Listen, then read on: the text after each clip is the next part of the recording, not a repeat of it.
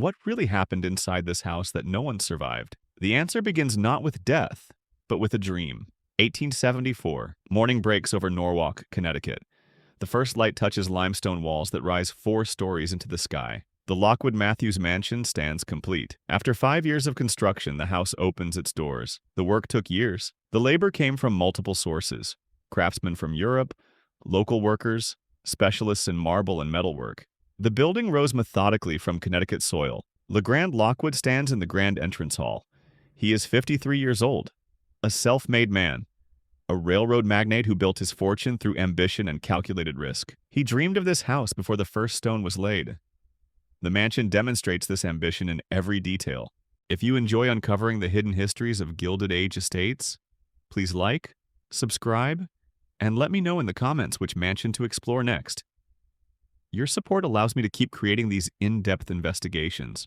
The entrance hall soars 3 stories high. Skylights filter natural light through stained glass panels imported from France. The patterns cast colored shadows across marble floors quarried in Italy. A double staircase curves upward, each step carved from single blocks of stone. This is the greeting. This is what visitors see first.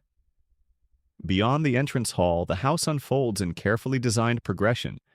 The music room features a ceiling painted to resemble a summer sky.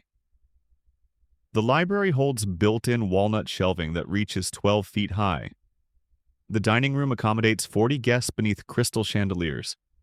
The mansion includes innovations rarely seen in 1874. A passenger elevator, one of the first installed in an American home. Indoor plumbing throughout. Steam heat radiating through decorative iron vents. Gas lighting in every room. Lockwood commissioned these features deliberately. He studied European palaces and grand hotels. He consulted with architect Detlef Lenau. The result reflected both French Second Empire style and American ambition. The construction cost was substantial. Historical records suggest approximately $2 million, an extraordinary sum in the 1870s. This figure included not just the building, but everything within it. Custom furniture, imported textiles, marble mantels carved to match specific room proportions. Understanding Lockwood's motivation requires understanding his position. He made his fortune in banking and railroads during the Civil War era. By the late 1860s, he ranked among Connecticut's wealthiest men. But wealth alone did not satisfy him. He sought recognition, social standing, a legacy that would outlast his business ventures. The mansion represented this desire made tangible. On this first morning, the house appears flawless. Sunlight illuminates pristine surfaces. Gardens surrounding the house are newly planted. Everything is ready. Yet already subtle complications exist. The house is almost too large. 60 rooms spread across 4 floors. Maintaining such a space requires considerable staff. The heating system, innovative though it is, consumes vast quantities of coal. The marble floors show every footprint and require constant polishing. These are minor concerns, manageable problems. More significant tensions lie beneath the surface. The construction exceeded initial budgets. Lockwood financed portions through loans secured against his business holdings. The national economy showed signs of instability by 1874. Railroad stocks fluctuated, but on this morning, these concerns seem distant. Lockwood walks through his completed house. He examines details, the way light falls through colored glass, the echo of footsteps in the entrance hall, the smooth operation of door hinges. He has created something remarkable. The mansion was designed to dazzle, to demonstrate that American wealth could commission European craftsmanship and exceed European standards, to provide a setting for social gatherings that would establish the Lockwood name. In this goal, the house succeeds immediately. Before the family fully settles in, invitations circulate among Norwalk society. The mansion's reputation precedes its opening.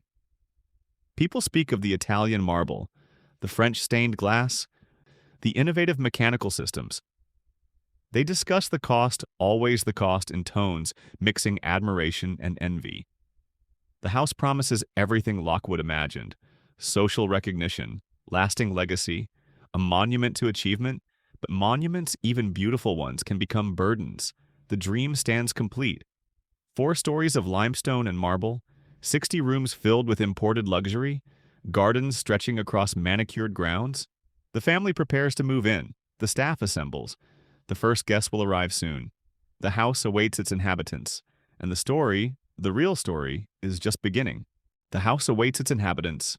And the real story, is just beginning. The mansion fills with life gradually. Martha Lockwood arrives with their children on a clear October afternoon. She is 48 years old, a woman who married Legrand when both were young and uncertain of their futures. She watched him build his fortune through decades of calculated risk. Now she stands before the culmination of that ambition. The house overwhelms her immediately. Not with beauty, she expected beauty. Not with scale, she knew the dimensions. The overwhelming sensation comes from realization. This house will define the rest of her life. Every day will unfold within these 60 rooms. The children react differently. The younger ones run through halls with unrestrained excitement. Their footsteps echo against marble surfaces. They discover the elevator and ride it repeatedly. They explore rooms that seem to multiply endlessly. The older children understand implications more clearly. They recognize what the house represents.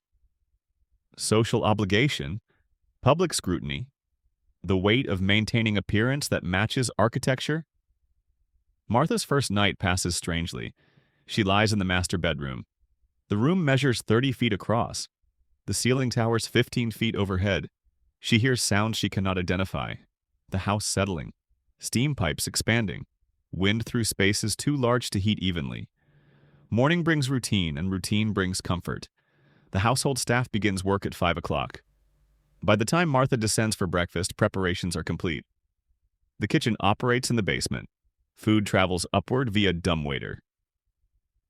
This separation between work and display, servants and family, defines the house's organization. The staff includes approximately 12 permanent residents. A butler manages male servants. A housekeeper supervises women.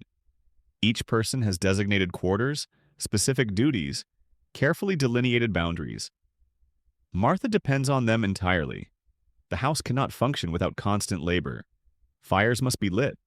Floors require daily attention. Meals demand preparation. Yet the architecture maintains careful distance. Servants' stairs rise separate from main staircases. Labor remains largely invisible. The children adapt quickly. They claim territories. The oldest daughter takes the bedroom with eastern exposure. The sons share a wing designed for young men. The youngest finds a window seat in the library where she reads undisturbed. Legrand divides time between mansion and New York office. Railroad business requires constant attention. When home, he hosts meetings in his study, a room designed to impress business associates. The family establishes rhythms within vast spaces. Breakfast in the morning room. Martha's supervision of household matters. Children's lessons with tutors. Afternoon tea in the conservatory. Dinner in the formal dining room when Legrand is home. These routines create islands of intimacy within architectural grandeur. Martha discovers favorite spaces, a small sitting room where proportions feel more human. The conservatory at dusk when gaslight mingles with fading daylight. A garden bench where the house's facade can be appreciated without the burden of inhabiting it. The children form their own relationships with the mansion. They give names to particular rooms. They create games exploiting the house's scale. One son refuses to use the elevator. A daughter avoids the basement corridors entirely. Within weeks, visitors begin arriving. Neighbors call to welcome them. Church acquaintances visit for tea. Business associates come for dinners showcasing the dining room's capacity. Martha learns to orchestrate these events, to ensure staff anticipate needs, to present the house as effortlessly elegant while managing complex coordination required. But privately, in quiet moments, she feels the house's weight, the responsibility of maintaining standards matching the architecture, the awareness that servants observe everything, the pressure of knowing the house represents Legrand's business reputation. She writes to her sister in Massachusetts. The letters reveal tensions she cannot express elsewhere. The house is magnificent, she writes, But sometimes I feel I am living in a museum. Everything's so carefully arranged, so deliberately beautiful. I move carefully, afraid to disturb the perfection. The children experience similar pressures differently. Younger ones resist constraint. They track mud across marble. Older children absorb expectations more acutely. They understand their behavior reflects on their father's status. Legrand seems most comfortable in the mansion. He moves through it with proprietorial satisfaction. He points out details to visitors: imported marble, custom metalwork, mechanical innovations. For him, the house fulfills its purpose. It announces success. But even Legrand occasionally reveals uncertainty. Late one evening, Martha finds him in the library. He sits alone without books or papers, simply occupying space. "Do you think it's too much?" he asks. She understands immediately. "It's what you envisioned." "Yes, but sometimes visions and reality diverge." The moment passes. The question hangs unanswered. The family continues settling in, establishing routines, learning to inhabit grandeur, finding warmth within architectural magnificence. They create moments of genuine connection despite the mansion's scale. But the house imposes distance even in intimate moments. The separation is both luxury and loss. The mansion at its peak represents realized vision. But within that vision, actual lives unfold with complexity. Architecture cannot contain. The family adapts. They find ways to be genuine within artifice, to create warmth despite cold marble.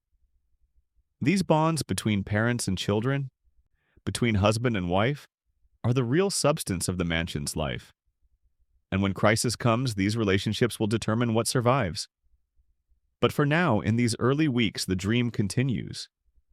Still beautiful, still intact. The family together in the house that was meant to last generations. The family together in the house that was meant to last generations. But a house like this demands to be seen, demands to perform its purpose. The first formal event occurs 3 weeks after the family moves in. Legrand announces it at breakfast, a dinner party, 20 guests, Norwalk's most prominent families, business associates from New York, local civic leaders whose support matters for future ventures. Martha receives the news with practiced composure. 3 weeks is barely enough time, but Legrand's timing is deliberate. He wants the house seen while still pristine, before daily use dulls initial perfection. The preparations begin immediately. Martha meets with the head butler and housekeeper. They discuss logistics, which rooms will be used, how guests will flow through spaces. The staff responds with professional efficiency. But this house presents unique challenges. Its scale exceeds standard service patterns. The cook presents menu options, French cuisine naturally. Legrand insists on French service to match the house's European inspiration. Multiple courses, elaborate presentation, wine pairings demonstrating sophistication. Martha approves the selections. The expenses accumulate quickly, but economy is not the goal. Impression matters more than prudence. The invitations go out on heavy cardstock. Formal language. Specific arrival time, everyone accepts. The invitation itself carries value. Being among first guests at the Lockwood Mansion represents social currency. The day of the dinner arrives clear and cold. November in Connecticut. Early darkness that will showcase the house's lighting. The staff works through the afternoon. Fires are lit in strategic rooms. Flowers arrive from the greenhouse. The dining table receives particular attention. 20 place settings. Hand-painted china. Sterling silver. Crystal stemware. Martha oversees final details wearing an afternoon dress. She will change before guests arrive. Her evening gown, ordered from New York, fitted multiple times, hangs ready. Deep blue silk with jet beading. The children are instructed carefully. The younger ones will eat early and remain upstairs. The older children will make brief appearances. Greet guests, then withdraw before dinner. The sun sets. Gas lamps are lit throughout the main floor. The effect is precisely what architects intended. Warm light amplifies decorative details. The stained glass windows glow jewel-like from within. Carriages begin arriving at 7 o'clock. The first guests are neighbors, the Hendersons. They arrive punctually. Legrand and Martha greet them in the entrance hall. The intended effect manifests immediately. Mrs. Henderson stops mid-sentence. Her gaze travels upward to the skylight 3 stories overhead. "My goodness," she manages. "Legrand, you've built a palace." "A home," he corrects gently. But he smiles. More carriages arrive. The entrance hall fills with voices echoing against marble. Women in silk gowns, men in formal evening wear. The rustle of fabric creates acoustic texture architects anticipated. The older Lockwood children appear as planned. They greet guests with rehearsed courtesy. Visitors compliment them. The children accept praise gracefully, then withdraw upstairs. The guests move to the drawing room. Champagne and sherry are offered. Conversations form and reform. People examine the room's details: frescoed ceiling, marble fireplace, gas chandelier with dozens of frosted globes. Martha circulates with practiced skill.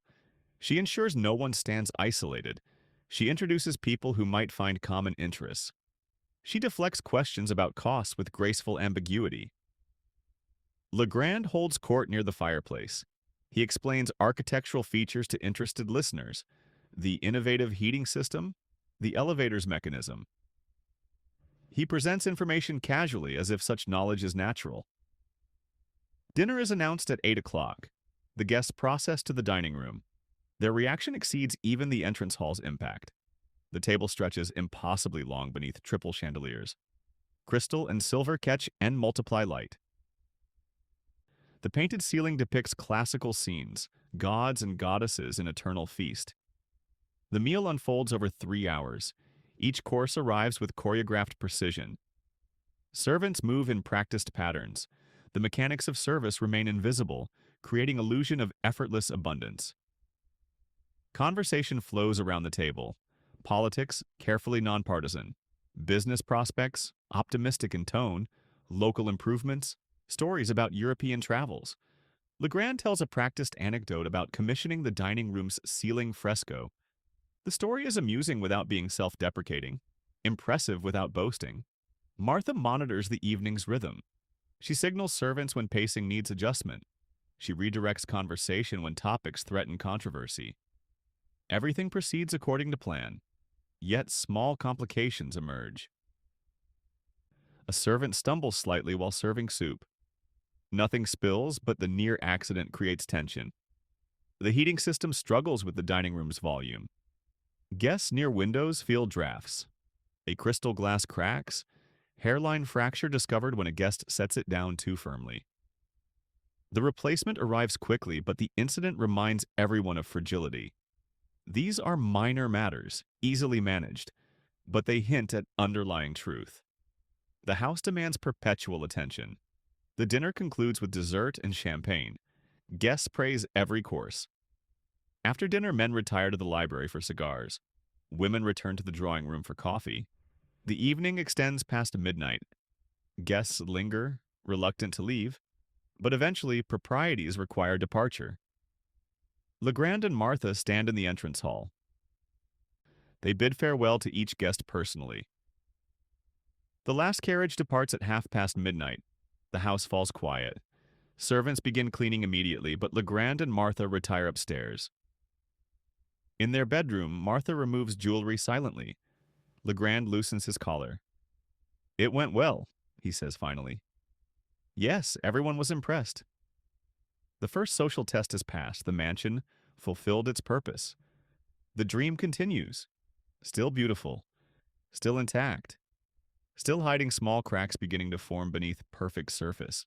Still hiding small cracks beginning to form beneath perfect surface. Cracks that will soon become impossible to ignore.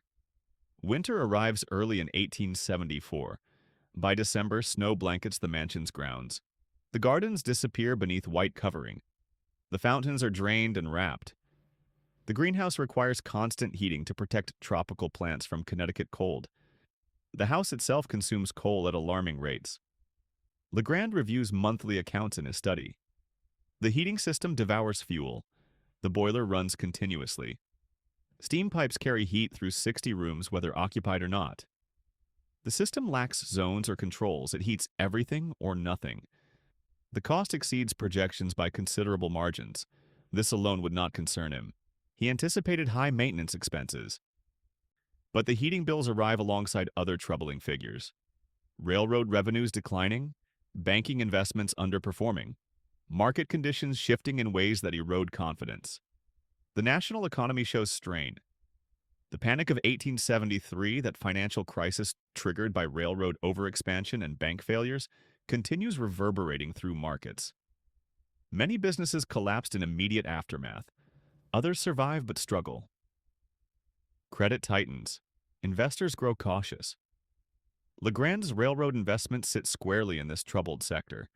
The New York and New Haven Railroad faces increased competition. Other lines offer parallel routes. Freight rates decline under competitive pressure. Passenger traffic remains steady, but profit margins shrink. His banking interests encounter similar challenges. The Lockwood Bank extended loans during optimistic years. Many borrowers now struggle to meet obligations. Some default entirely. The bank remains solvent, but reserves diminish as bad debts accumulate. These problems develop gradually. No single crisis, just steady erosion of financial foundations. Legrand attempts to manage the situation quietly. He meets with partners in New York. They discuss restructuring certain investments. The conversations remain cordial, but tension underlies every discussion. His partners notice the mansion. They know its cost. They wonder, though few say directly, whether building such a house during uncertain times demonstrated wisdom or hubris. Legrand defends the decision. The mansion represents confidence. It signals stability to investors and creditors, but privately, doubts grow. He begins calculating differently. Not just monthly expenses, but annual projections. The numbers reveal uncomfortable truths. The mansion costs more to operate than anticipated. His business income cannot sustain current spending indefinitely if market conditions worsen. He shares none of this with Martha initially. She notices changes regardless. He grows distracted. Conversations trail off mid-sentence. He spends longer hours in his study reviewing papers. His optimism becomes forced. She asks carefully one evening, "Are there difficulties with the businesses?" "Nothing serious," he answers too quickly. "Market adjustments, temporary conditions." She recognizes evasion but doesn't press. Legrand handles business matters. She trusts his judgment, and she fears what detailed knowledge might reveal. The household continues operating at established standards. Staff remains fully employed. Maintenance proceeds undiminished.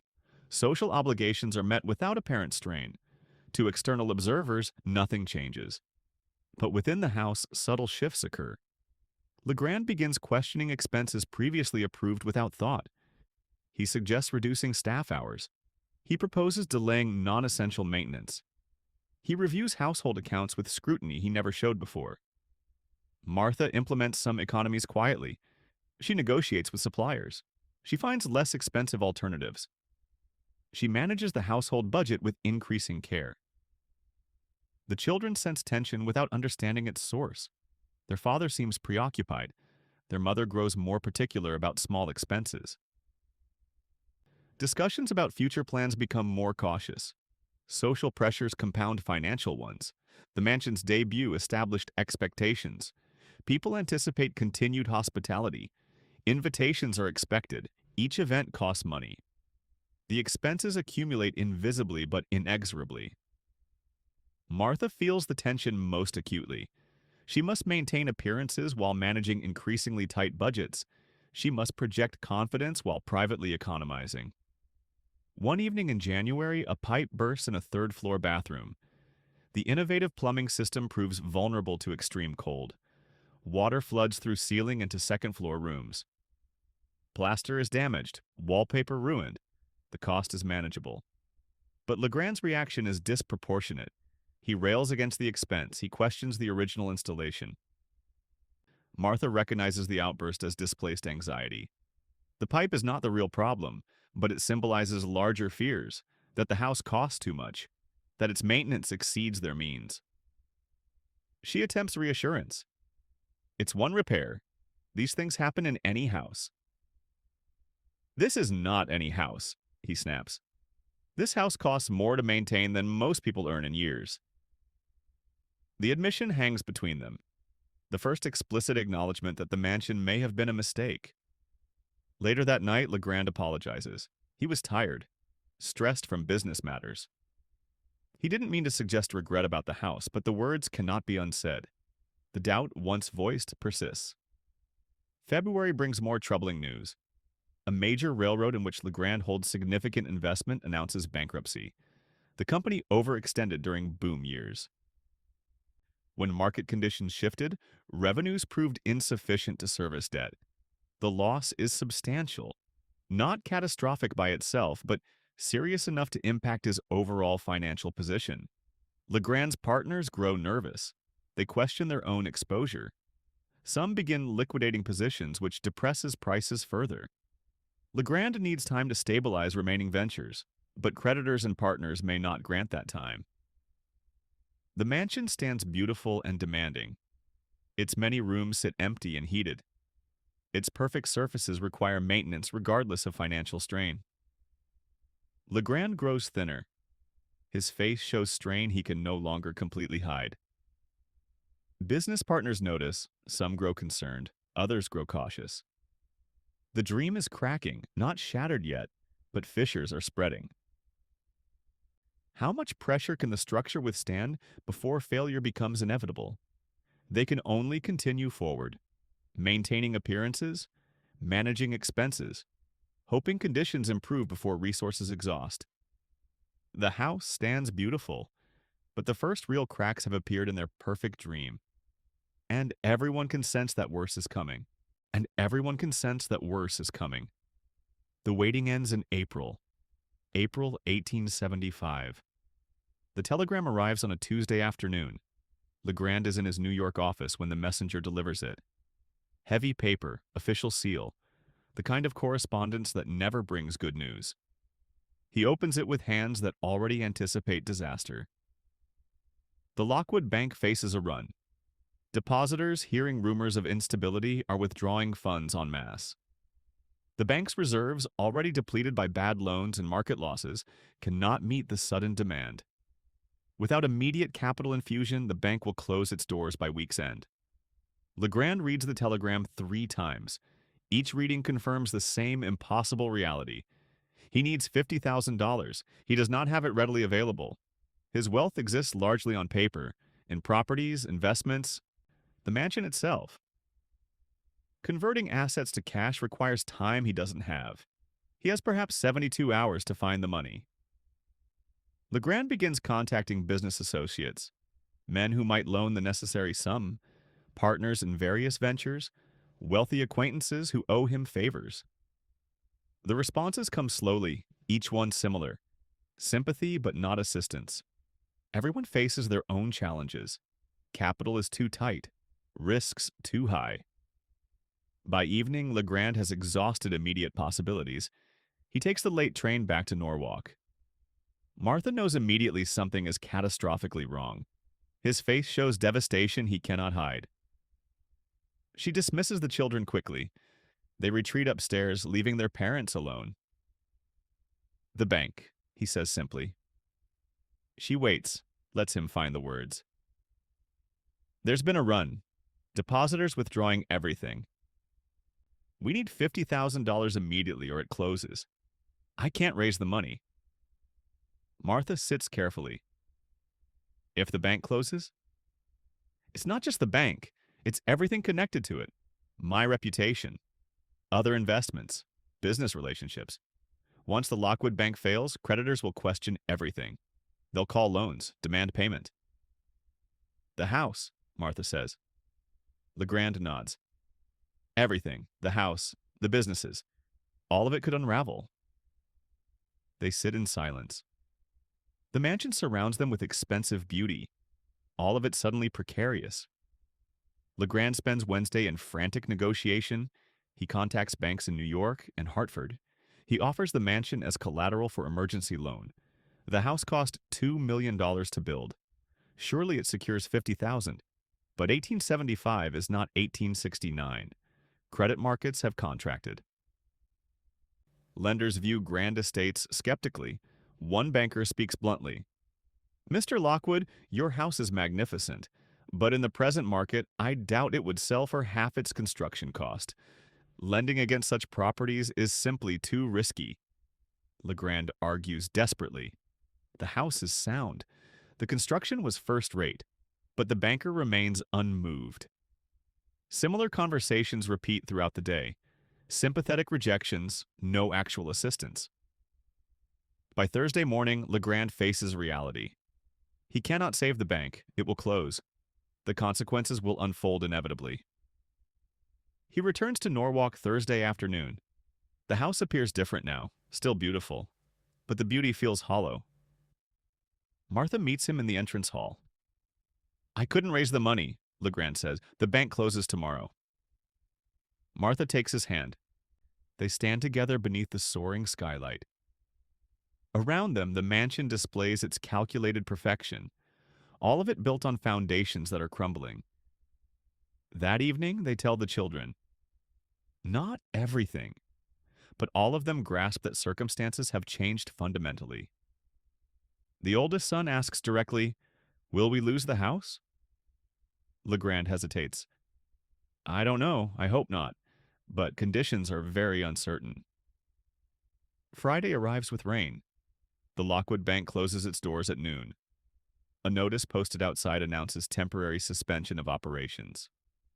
Word spreads through Norwalk quickly. By evening, everyone knows. Legrand Lockwood's bank has failed. The social implications manifest immediately. Invitations that were pending become suddenly uncertain. People who treated Legrand as financial equal now wonder about his solvency. Martha feels the shift when she attends church on Sunday. Conversations stop when she approaches. The bank failure has recontextualized everything. Legrand spends the weekend calculating damage. The bank's failure triggers multiple consequences. Creditors grow nervous. Business partners request meetings. Most devastating. His reputation as sound businessman has shattered. In financial circles, perception matters as much as reality. Monday brings the crisis he feared. A creditor demands immediate payment. $20,000. Due within 30 days or the creditor will force sale of collateral. Legrand needs $20,000 within a month. He possesses assets worth far more. But converting them to cash without destroying their value requires time he doesn't have. Except for one asset. The mansion itself could be sold. Use proceeds to satisfy immediate creditors. Buy time to stabilize other ventures. The thought makes him physically ill. Sell the house. Admit defeat. Accept that his grandest achievement lasted barely a year before failure forced its surrender. But what alternative exists? Watch creditors dismantle everything? Face bankruptcy that would destroy even the possibility of future recovery? He discusses it with Martha that evening. They sit in the conservatory. The tropical plants create false summer despite spring chill outside. I could sell the house, Legrand says, use the proceeds to resolve immediate crises. And we would live where? We could rent something in Norwalk, maintain presence here. With creditors satisfied, I might rebuild. Might. The word carries weight of uncertainty. Do you want to sell? Martha asks. Legrand looks around the conservatory. Through glass walls, he can see portions of the house. The architectural details, the careful proportions, the realized vision. No, he admits. But wanting seems irrelevant now. The question is whether I can avoid it. Whether some other option exists that I haven't seen. They sit in silence. The plants around them thrive in artificial environment. Beautiful but dependent on constant maintenance. Rather like the house itself. The question is no longer whether they can maintain their position indefinitely. The question is how long they can sustain it, whether they can navigate challenges and emerge intact, or whether the dream they built will consume them in its collapse. The house stands unchanged, beautiful and demanding, but the family living within it is changing. Worry replaces confidence. The future that seemed bright months ago now appears uncertain. They climb so high, the fall when it comes will be devastating. The first major turning point has arrived. The dream is failing. What follows will be darker, more difficult, more painful. The beginning is over. The crisis has begun. The beginning is over. The crisis has begun, but to understand what is lost, we must first understand what was built. Before the fall came completion. Before the crisis came glory. Return to autumn 1874. The family newly installed. The house operating as intended. Before financial strain. Before doubt crept in. When the mansion still represented pure achievement. The house in its perfect moment deserves examination. The entrance hall established the architectural language. Visitors stepped from ordinary Connecticut street into space that defied domestic scale. The floor stretched 40 feet across. The ceiling soared 3 full stories overhead. Natural light descended through an octagonal skylight fitted with stained glass panels depicting seasonal themes. Spring flowers, summer fruits, autumn harvest, winter stars. The light transformed as it fell. Morning sun cast amber patterns across marble. Afternoon light shifted toward rose and violet. Evening gaslight created entirely different effects, the colored glass glowing like jewels against darkness. The marble itself came from Italian quarries, not a single source but multiple varieties selected for color and pattern. White Carrara for wall panels, rose-veined marble for the double staircase, gray-blue marble for accent columns. The stone was cut in Italy, shipped across the Atlantic, transported by rail to Norwalk, then installed by craftsmen who spoke no English, but understood stone with intimate precision. The staircase dominated the space. Twin flights rose from either side of the hall, curving upward to meet at a second-floor landing. The design created theatrical effect. Multiple people could ascend simultaneously, visible to anyone below. The balustrades featured brass inlay and geometric patterns. Mother-of-pearl accents caught light at specific angles. The newel posts were carved marble topped with bronze gas lamps fitted with frosted globes. Beyond the entrance hall, rooms unfolded according to careful hierarchy. The drawing room occupied the front corner. The walls were covered in silk damask, deep burgundy that absorbed sound and created warmth. The ceiling featured a painted fresco depicting classical scenes of domestic harmony. The furniture was custom designed. Legrand commissioned a New York firm to create pieces matching the room's proportions. Sofas and chairs featured carved walnut frames and velvet upholstery. A grand piano, a Steinway specifically chosen for tone and appearance, occupied one corner. The music room served different purposes. Where the drawing room emphasized conversation, the music room focused on performance. The acoustics were carefully calculated. The ceiling was higher, the walls harder, creating resonance that enhanced musical sound. The library represented Legrand's intellectual aspirations. Floor-to-ceiling shelves held thousands of volumes. Law texts from his early career. History and philosophy purchased because educated men owned such books. Literature in English and French. The room included a massive desk positioned to face windows overlooking the grounds. Legrand conducted business here when working from home. The dining room exceeded all other spaces in formal grandeur. The table could seat 40 when fully extended. The standard configuration accommodated 20. 3 chandeliers hung in progression down the table's length. Each held 36 gas jets fitted with crystal globes. When fully lit, the room blazed with light that reflected off gilt details on walls and ceiling. The effect was deliberately overwhelming, a demonstration of both wealth and modern technology. The ceiling fresco depicted an eternal banquet. Classical figures reclined on couches, served by attendants bearing platters of fruit and wine. The scene suggested timeless abundance, prosperity without end. The kitchen occupied the basement. This placement kept cooking smells, heat, and noise away from living spaces, but it created practical challenges. Food traveled considerable distance from preparation to table. The kitchen featured the latest equipment, a massive coal-burning range with multiple ovens and burners, soapstone sinks, copper pots hanging from ceiling racks, ice boxes large enough to walk inside. Upstairs, the family's private quarters occupied the second floor. The master bedroom suite included sitting room, bedroom, and dual dressing rooms. Martha's dressing room featured built-in wardrobes with cedar lining, a marble-topped vanity with multiple mirrors. Legrand's dressing room served more utilitarian purposes. The children's rooms varied in size and elaboration. The oldest daughter occupied a corner room with 2 exposures. The sons shared a wing designed for young men. The mansion's mechanical systems represented significant innovation. The heating system used a coal-fired boiler to generate steam. Pipes carried steam throughout the building to cast-iron radiators in each room. The system provided consistent warmth impossible with fireplaces alone. The plumbing system was equally advanced. Multiple bathrooms featured porcelain fixtures with running water.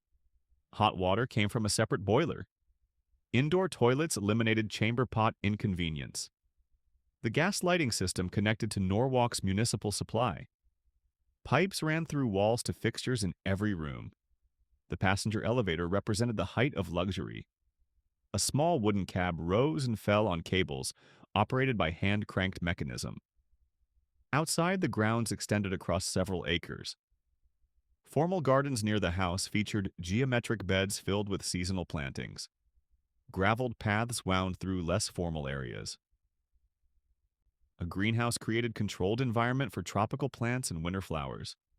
All of this represented realized vision. Legrand commissioned the best materials, employed skilled craftsmen, insisted on quality without compromise. The result was a house that functioned as intended, that impressed as designed. For one perfect autumn, everything worked. The house was complete. The family was settled. Social recognition was achieved. The dream existed in tangible form. Visitors walked through and understood immediately what Legrand meant to communicate. This man had built something extraordinary. This was the height. The moment of completion before decay began. It lasted months, not years, just months. But in those months, the mansion fulfilled every purpose Legrand imagined. It dazzled, it impressed, it established status. Before it all collapsed, there was this, the house in its glory, perfect and complete. This is what was built. This is what was achieved. This is what was lost. Understanding the fall requires understanding the height. Recognizing what failure destroyed. The mansion at its peak was magnificent. Undeniably, absolutely magnificent. And that magnificence makes what follows even more tragic. But magnificence alone does not create a home. Within those perfect spaces, imperfect lives unfolded. The mansion was built for impression. But actual families require more than beauty. They require connection, warmth, the small intimacies that architecture cannot design. Morning began early in the mansion. Staff rose first. By 5 o'clock, fires were lit in the kitchen range. Water was heated. The house woke gradually, section by section, as servants moved through their routines. Martha typically rose at 7. She dressed with assistance from her lady's maid, Catherine, who had served the family for years. The process took time. Victorian clothing required help. Corsets laced, buttons fastened, hair arranged. The children woke according to age and temperament. The oldest rose early, already adopting adult patterns. The youngest required coaxing. Breakfast occurred in stages rather than as unified family meal. Legrand, when home, ate early. He reviewed newspapers while consuming coffee and toast. His attention was divided, present physically but mentally already engaged with business. Martha ate later, sometimes alone, sometimes with older children. She used this time to plan the household's day. The younger children ate in the nursery with their governess. After breakfast, the house divided into separate spheres. Legrand departed for his New York office when business required. The train journey took 90 minutes each direction. Martha's day centered on household management. The mansion required constant oversight. The children's education occupied morning hours. Tutors arrived daily. Latin and mathematics, history and literature, music and drawing. Education occurred in designated rooms: the library for serious study, the music room for instrumental practice. Lunch was informal, light meal, often eaten separately. Afternoons allowed slightly more freedom. Martha had calling hours. Twice weekly, she was at home to visitors. Ladies from Norwalk society arrived between 3 and 5. They were received in the drawing room. Tea was served. Conversation followed established patterns. The children had structured activities. The daughters learned skills deemed appropriate for young ladies: needlework, watercolor painting, piano practice. The sons pursued more active education, but children also found unsupervised time. They explored the house's less formal spaces. They created games in the basement corridors. They discovered hiding places. Clara, the oldest daughter, claimed a window seat in the library as personal refuge. She read there for hours. Novels mostly, stories that transported her beyond Norwalk. James, the oldest son, spent time in the carriage house with the groom. He preferred horses and practical matters to classical studies. The younger children formed their own alliance. They invented elaborate games involving the mansion's geography. Late afternoon brought the family together more consistently. Tea time, around 4 o'clock, gathered whoever was home. Not formal like morning calls, just family in the small sitting room. Martha poured. Children were allowed 1 cup, diluted with milk. These moments revealed family dynamics most clearly. Legrand, when present, relaxed slightly. He asked children about their studies. He shared observations from the city. He was warmer here than in public spaces. Martha used these gatherings to maintain family cohesion. She drew out quieter children. She mediated sibling tensions. She created space where everyone could speak. The children showed their personalities. Clara was thoughtful and serious. James was restless. The middle children competed for attention. The youngest simply absorbed the family atmosphere. These moments were ordinary. They could have occurred in any house. The marble and gilt surrounding them seemed almost irrelevant. Yet the setting shaped interactions subtly. Everyone was slightly more careful here. Evening transformed the house again. Gaslight replaced daylight. The mansion took on different character. Warm light through colored glass. Shadows in corners. Dinner was the day's most formal meal. When Legrand was home, the family ate in the smaller family dining room. Still elegant, still served by staff, but scaled for actual family use. The meal proceeded with structure, multiple courses, proper service. Children were expected to display good manners. Conversation followed certain rules. Nothing unpleasant, nothing controversial. After dinner, the family dispersed to evening activities. Legrand often returned to his study. He had correspondence, accounts to review. He smoked cigars there, never in the main house but in his study. Martha did needlework in the drawing room, not because she needed to produce anything useful. Staff handled practical sewing, but because ladies of her class demonstrated refinement through ornamental handwork. Clara practiced piano in the music room. An hour each evening. The sound carried through the house. James read in the library, usually practical texts, engineering journals, railroad reports. The younger children played quieter games in the nursery. Eventually, they were readied for bed by the governess. By 10 o'clock, the house grew quiet. Staff completed evening tasks. Fires were banked. Gas jets were lowered. The mansion settled into night mode. Martha and Legrand retired to their separate dressing rooms. They prepared for bed with assistants, then joined each other in the master bedroom. Sometimes they talked. Sometimes Legrand was too preoccupied. Often they simply settled into familiar silence.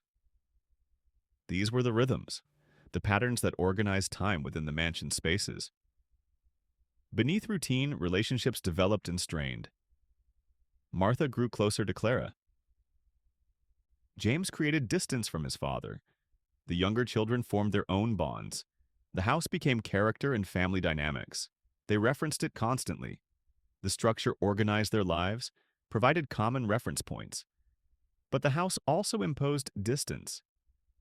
60 rooms meant family members could avoid each other easily.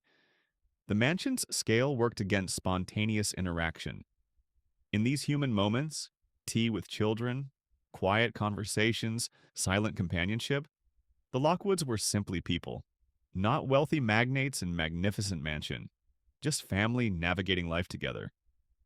The house surrounded these moments with marble and gilt, but it couldn't transform human experience fundamentally. These bonds were the real substance of the mansion's life. The architecture provided frame, the relationships provided meaning. And when crisis came, these relationships would determine what survived. The marble would remain, the gilt would stay. But the love they created here, imperfect, complicated, insufficient against catastrophe but real nonetheless, that was the true monument. That was what mattered when everything else was lost. That was what mattered when everything else was lost. And loss was coming, whether they recognized it or not. Winter deepened into 1875. Snow accumulated in drifts against the mansion's limestone walls. Inside, the heating system labored continuously, consuming coal faster than Legrand had calculated. The first signs of trouble manifested in small ways, details that might escape notice individually but accumulated into pattern. Legrand began spending longer hours in his study reviewing accounts. The door closed more frequently. When Martha entered with household questions, she often found him staring at papers with expressions she'd never seen before. Not quite worry, not yet fear. Something between, a dawning recognition that numbers weren't cooperating with expectations. He waved off her concerns initially. Market adjustments, he said. Temporary conditions that will correct themselves. But the accounts told a different story. His railroad investments yielded lower returns each month. The banking ventures that funded much of their lifestyle showed declining profitability. Business partners expressed concerns in letters that arrived with increasing frequency. One evening in late January, Martha found him calculating figures at his desk well past midnight. "Come to bed," she urged gently. "I need to understand where we stand exactly." His voice carried edge she rarely heard. "The expenses exceed what I anticipated, by considerable margins." "The house costs more than expected?" "Everything costs more than expected. The coal alone runs nearly $3,000 annually. The staff wages, the maintenance, it's all substantially higher than my projections." Martha absorbed this information carefully. $3,000 for coal. Most families in Norwalk lived on less than that for an entire year. "Can we reduce expenses?" she asked. "Some. We could let staff go. Reduce heating in unused rooms. Eliminate social entertaining. But those actions would signal trouble. Once people perceive financial difficulty, actual collapse follows quickly. Reputation matters more than reality in business." This was the trap. The mansion demanded constant expenditure to maintain appearances, but those appearances were necessary to preserve the business relationships that funded the expenses. February brought more concerning developments. A business associate, Jonathan Mitchell, visited Legrand in his New York office. Mitchell was blunt in ways that social equals rarely were. "The railroad investments are in trouble," he said without preamble.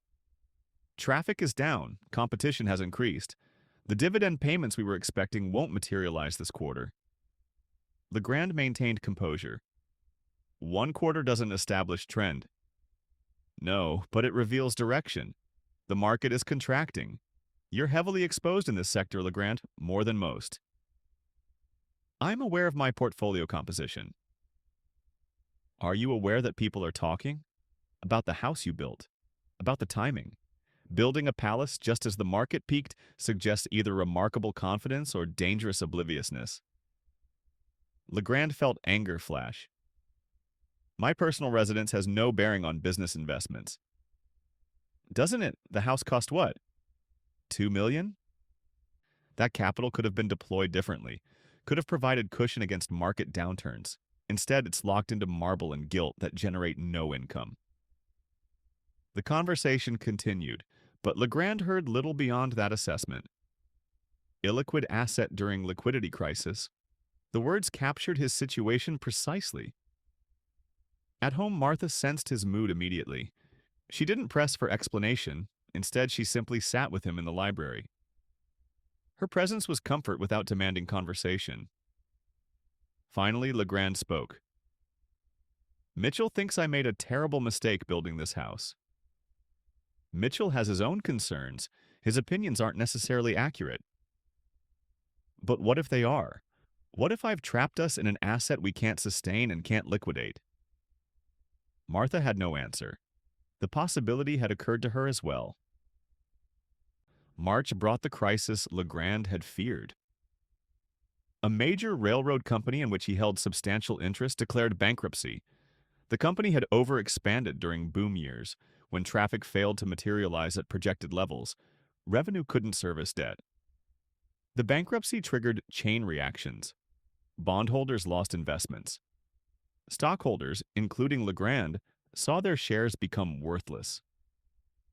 Legrand calculated his losses carefully. The bankruptcy eliminated approximately $100,000 of his net worth. Not catastrophic by itself, but significant erosion of capital. More worrying were the implications. If one railroad could fail this way, others might follow. His entire investment strategy emphasized railroads. His partners began expressing concerns more directly. Letters arrived requesting meetings.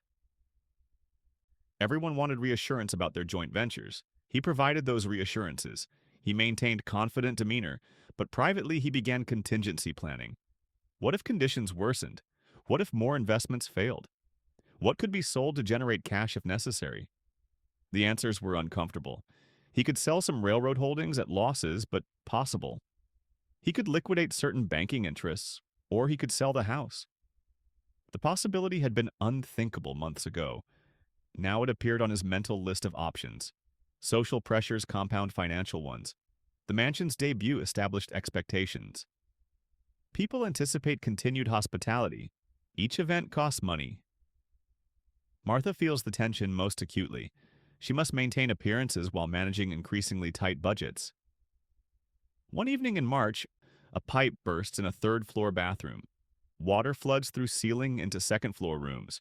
Repairs require immediate attention. Legrand's reaction is disproportionate. He rails against the expense. The outburst reveals displaced anxiety.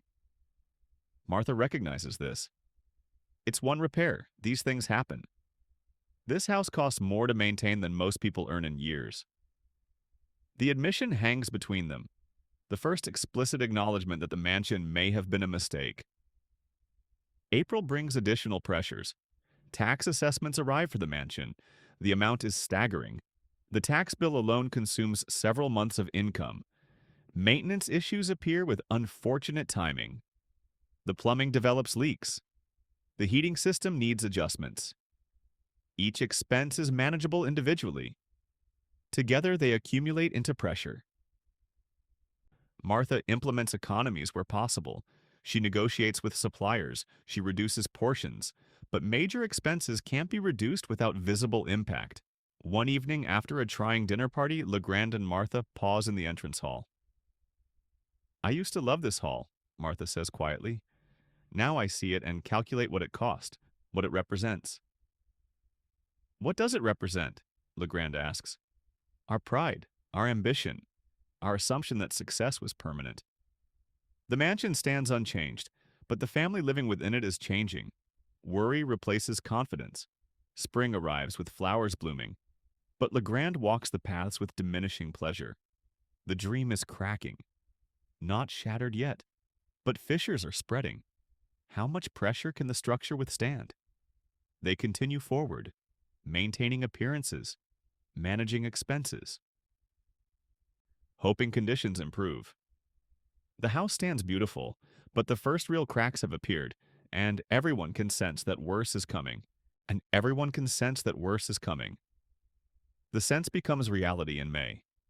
May 1875 arrived with unseasonable warmth. The gardens bloomed ahead of schedule. The unseasonable weather felt ominous to Martha, as if nature itself was rushing towards something inevitable. Legrand received the telegram on a Tuesday morning. He was home that day, working in his study. The messenger arrived just before noon. Martha heard the doorbell, heard footsteps crossing marble, heard the brief exchange. Then silence. A silence that felt heavy.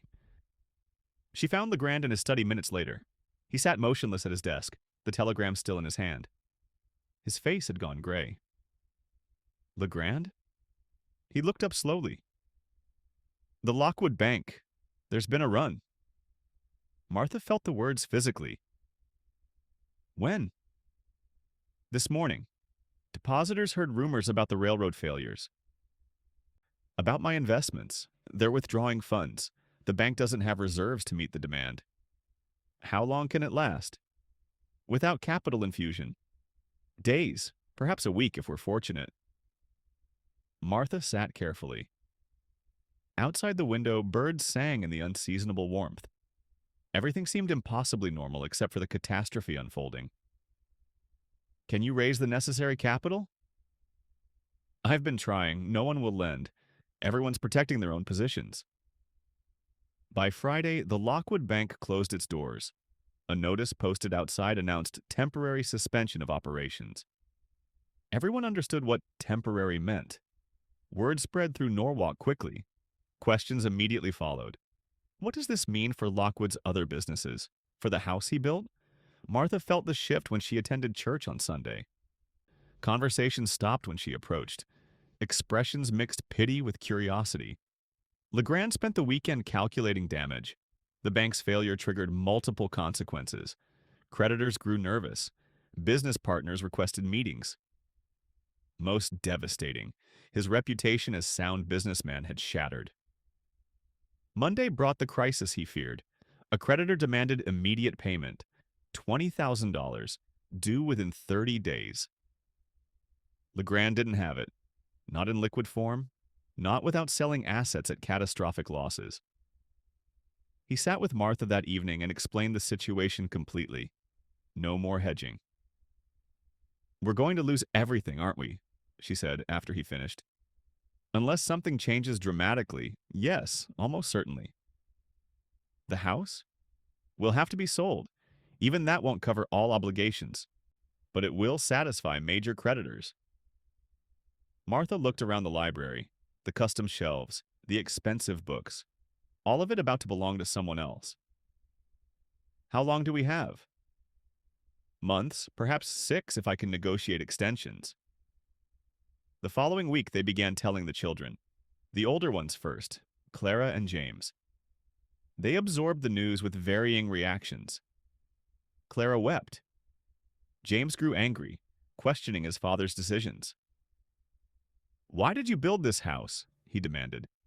Why risk everything on something so expensive? Legrand had no good answer. I made choices that seemed sound at the time. I was wrong. I'm sorry you're suffering consequences of my mistakes. The staff learned soon after. Legrand met with them collectively. He explained that the house would be sold.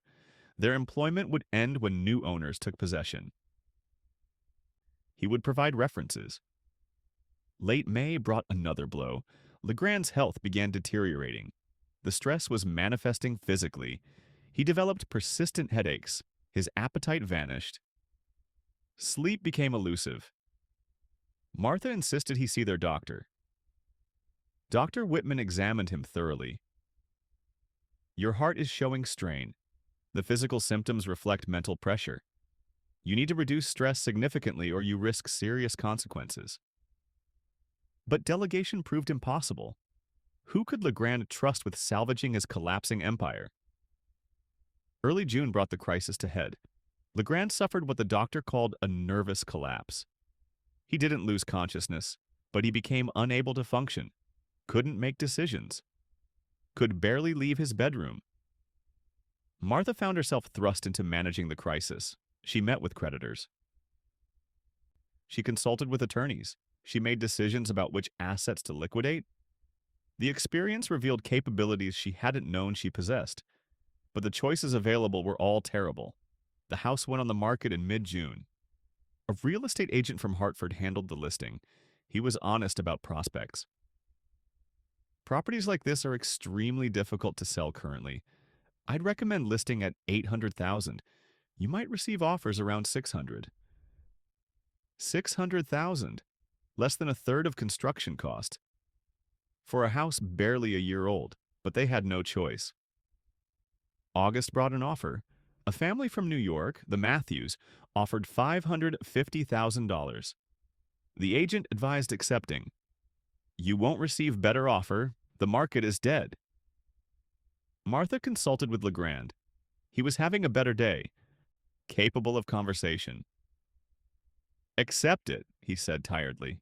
We have no choice. Yeah, the sale was finalized in September. The Lockwood family would vacate by November 1st. They had 60 days to pack decades of accumulated possessions. The process was devastating. Each item represented memories. Choosing what to keep and what to surrender felt like dismembering their lives. Legrand improved slightly as the end approached. Perhaps having definite conclusion was less stressful than ongoing uncertainty. He began helping with decisions. He spoke with children about the move. But he was changed. The man who built this mansion, confident, ambitious, certain, was gone. In his place was someone diminished. October 31st arrived with cold rain, the last day in the house they built. The family gathered in the entrance hall one final time. The space where they'd first stood together barely 18 months ago. Legrand spoke quietly.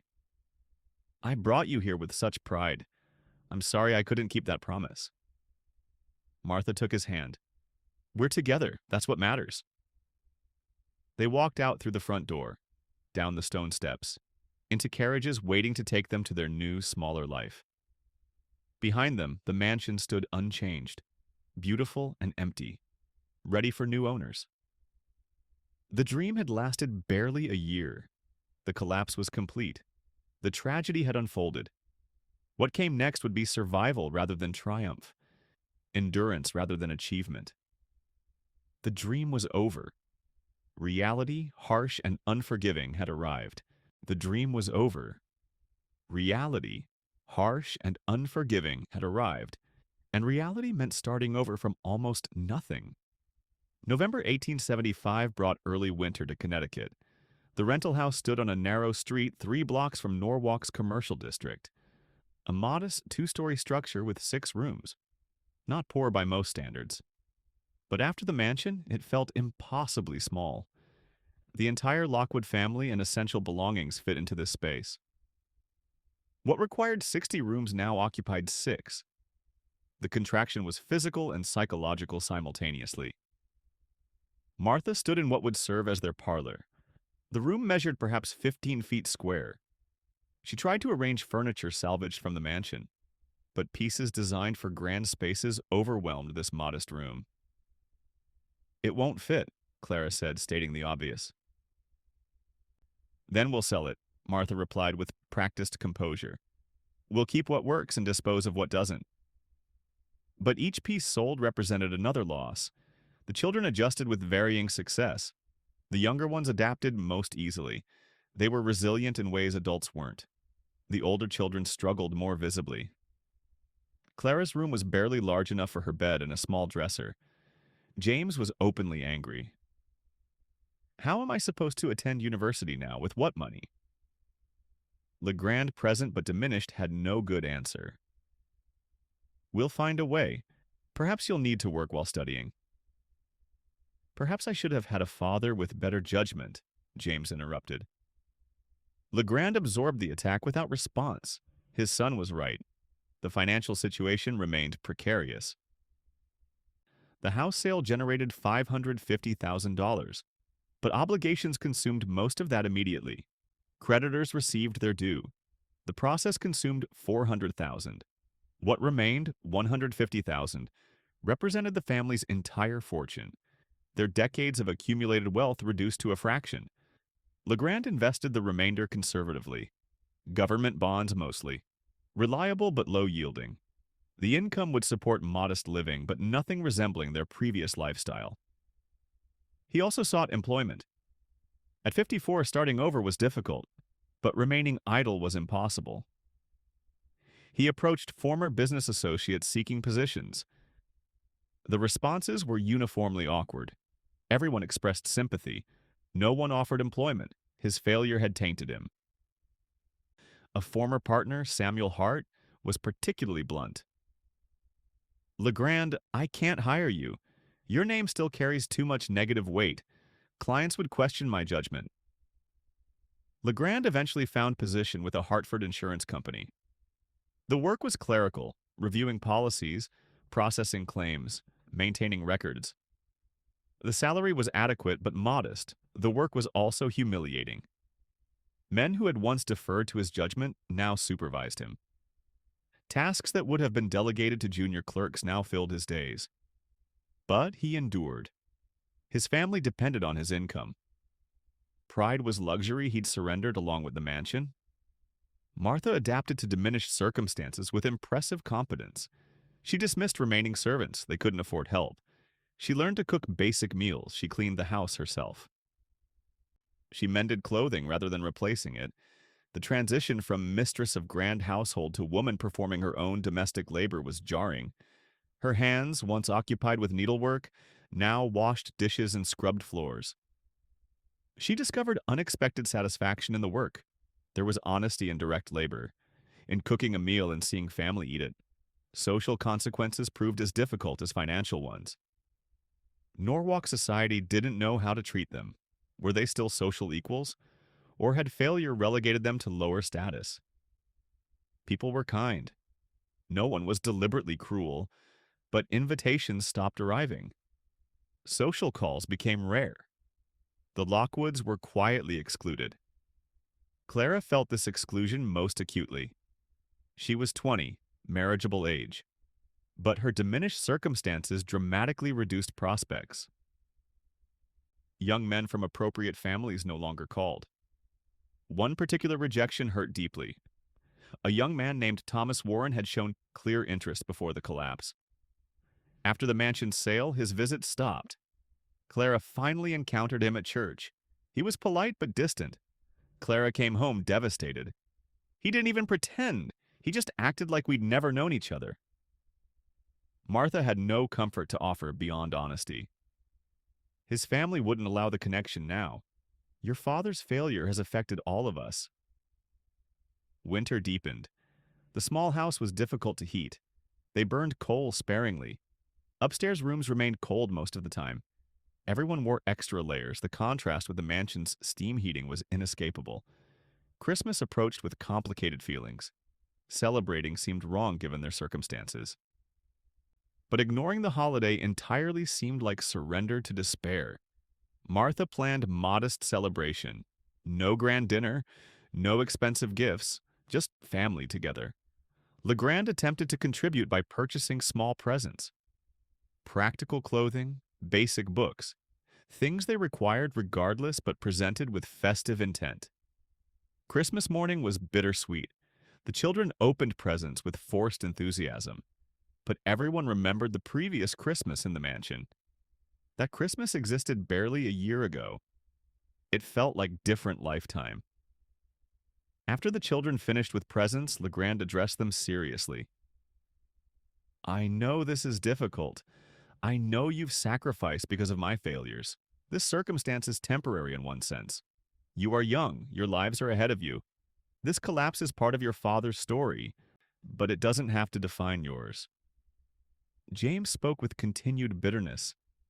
"How can it not define us? We carry your name. Your failure is our failure in everyone's perception." Then prove them wrong. Build your own successes. Create your own reputations. The conversation continued, but the underlying tension remained. January 1876 brought news that gutted Legrand completely. The Mathews family, new owners of the mansion, were renovating extensively. They found the house's original design impractical and were making substantial changes. The entrance hall's soaring height was being reduced. The marble staircase was being replaced with more modest wood construction. The elaborate decorative features were being simplified. Legrand learned these details from a workman. The place was built like a palace, beautiful but completely impractical. The new owners are making it livable. Legrand walked away feeling physically ill. His grand vision was being dismantled. The house he designed so carefully was being judged impractical and altered accordingly. He shared this information with Martha that evening. Maybe they're right. Maybe the house was always more ego than sense. Maybe I built a monument to pride rather than something genuinely useful. Martha chose her words carefully. The house was beautiful. That beauty had value even if it was impractical. Remarkable failures are still failures. The family had reached the brink of total ruin and somehow pulled back. They'd lost nearly everything, but not quite everything. They had home, rented but adequate. They had income, modest but sufficient. They had each other, damaged but intact. The survival wasn't triumphant. It was hard-won and incomplete. But it was real. They'd been to the brink of ruin and found that the brink was not quite the edge. What came next was uncertain, but they'd survived what should have destroyed them. That was enough. It had to be enough. That was enough. It had to be enough. And slowly, painfully, they'd learned to make it enough. June 1876 marked a full year since the crisis began. Legrand Lockwood woke each morning in the small bedroom of the rental house and experienced a moment of disorientation. For those first seconds between sleep and full consciousness, he sometimes forgot. Then reality arrived with the weight of accumulated failure. He was 55 years old. He worked as a clerk. He rented a house on a side street. He had lost almost everything. The routine had become familiar. Rise at 6. Dress in one of 3 rotating suits, all beginning to show wear. Eat breakfast Martha prepared. Walk to the train station. Ride to Hartford. Work 9 hours processing insurance claims. Return home. Eat dinner. Sleep. Repeat. The work was mind-numbing. He reviewed policies for accuracy. He calculated premium adjustments. He filed paperwork in alphabetical order. Tasks a competent 16-year-old could perform. But the work provided income.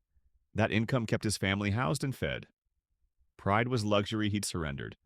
His supervisor was a man named Beckwith, 15 years younger than Legrand, less educated, less experienced. But Beckwith held the position and Legrand did not. Beckwith was not unkind, but he was aware of the awkwardness. He knew Legrand's history. Lockwood, Beckwith would say, always using the surname. These policies need review by end of day. Of course, Legrand would respond, and he would review them. Carefully, thoroughly. The other clerks were younger men. They treated Legrand with cautious respect. They'd heard stories about his former wealth. Some were kind. They included him in casual conversations. Others kept distance.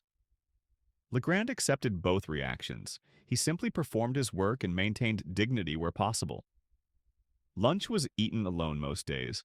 He brought food from home, bread, cheese, sometimes an apple. He sat in a small park near the office when weather allowed. In the park one day, he encountered Samuel Hart, his former business partner, the man who'd said he couldn't offer employment. Hart looked uncomfortable upon recognizing him. The impulse to avoid the encounter was visible. "Legrand," Hart said with forced heartiness, "how are you managing?" "Well enough. I'm working for Hartford Mutual Insurance. Clerical position, but steady income." Hart's discomfort intensified. "I'm glad you found something." I have an appointment." Hart gestured vaguely toward the street. "Of course. Good seeing you, Samuel." Hart fled with obvious relief. Legrand watched him go and felt neither anger nor satisfaction, just tired recognition that their relationship belonged to the past. Martha's days followed different patterns. She woke before Legrand to prepare his breakfast. After he left, she managed the household alone. The work was constant: cooking, cleaning, laundry, mending. Tasks she'd never performed during her first 48 years. Her hands showed the change. Once soft and carefully maintained, they were now rough from washing and scrubbing. She regarded these changes without vanity. Her hands were tools now. The small house was easier to clean than the mansion, but still required hours daily. She cooked 3 meals daily. Nothing elaborate, practical food that stretched their budget. The grocery shopping required careful calculation. She tracked prices. She compared vendors. She bought whatever was cheapest. The grocer, Mr. Patterson, treated her kindly. He showed consideration in small ways. Better produce at standard prices. Occasional discount explained as overstock. Ha! Mrs. Lockwood, he said one day as she calculated purchases.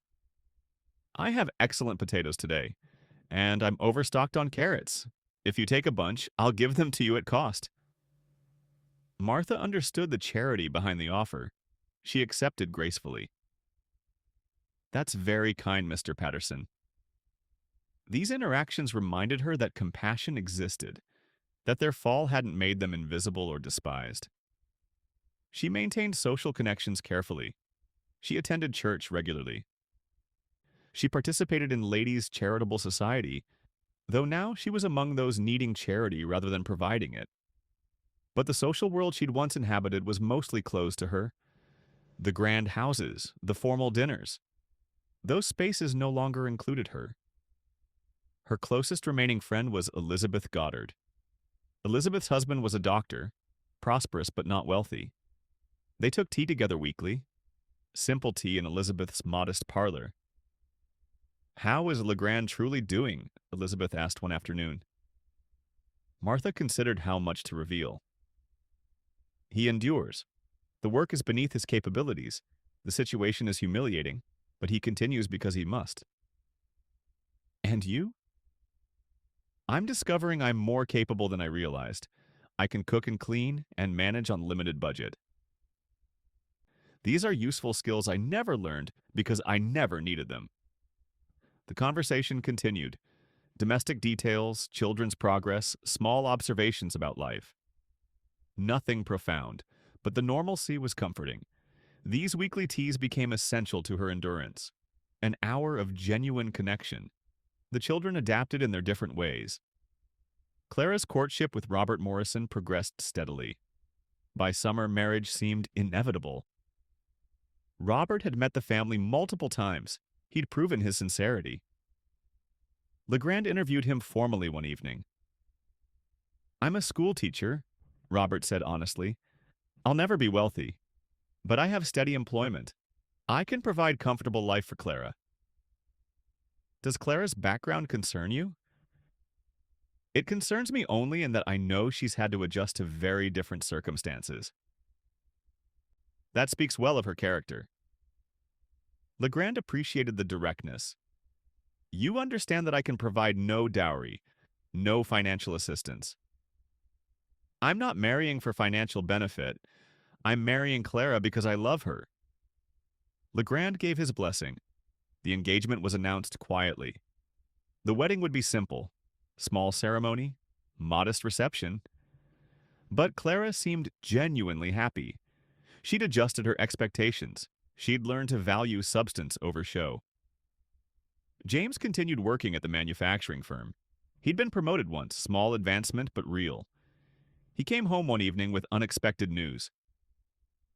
I've been offered position in Chicago, better pay, more responsibility. Will you take it? Legrand asked. I think I should. In Chicago, I can be just James Lockwood. Not the son of the man who lost everything. Legrand understood completely. Take it. Build your own success. James left in August. His letters arrived regularly. He was thriving. The family had recovered, not to previous heights, but to sustainable prosperity. Each member building independent success. They'd survived, not intact, not unscathed, but they'd survived. One evening in late summer, Legrand walked past the mansion. He hadn't intended to, but he found himself approaching it. He stopped across the street. The house stood there, changed but recognizable. Lights glowed in windows. A man emerged from the front door. Charles Mathews himself. He glanced toward Legrand. Their eyes met briefly, but neither man acknowledged the other. The encounter felt symbolic. The past and present meeting briefly. The house had moved on. So must he. 7 years would pass before he truly made peace with what he'd built and lost. But the process was beginning. The fall was complete. Life after had begun. They'd survived what should have destroyed them. That was enough. They'd survived what should have destroyed them. That was enough. But survival meant living with memories that refused to fade. December 1876 brought the first snowfall. Martha woke early to find the world transformed. White covered everything, the small yard, the narrow street, the modest houses lined up in rows. The snow made everything look cleaner, almost beautiful. She stood at the window in her nightdress, watching. In the mansion, snow had been different. Something viewed from great height through expensive glass. Something that servants dealt with. Now snow meant work. The front walk would need shoveling. She would do these tasks herself because there was no one else. She dressed warmly and went outside with the shovel before anyone else woke. The physical labor warmed her despite the cold. She cleared the walk methodically. Her breath formed clouds in the morning air. A neighbor, Mr. Harrison, an older man who lived alone, called out from his porch. "Mrs. Lockwood, good morning. You're up early." "The snow needs clearing," she called back. "I'll have my boy help you when he wakes." "That's kind, but I can manage." "I know you can, but accepting help doesn't diminish that." She smiled at the wisdom. "Then I would appreciate it. Thank you." These small interactions filled her days now. Neighborly kindness, ordinary courtesy, simple human connections that existed outside formal social structures. Back inside, she found Legrand awake and preparing for work. He'd heard her shoveling. "You should have woken me," he said. "You need rest. You work long hours." "And you don't?" "Martha, you work constantly." She was touched by the recognition.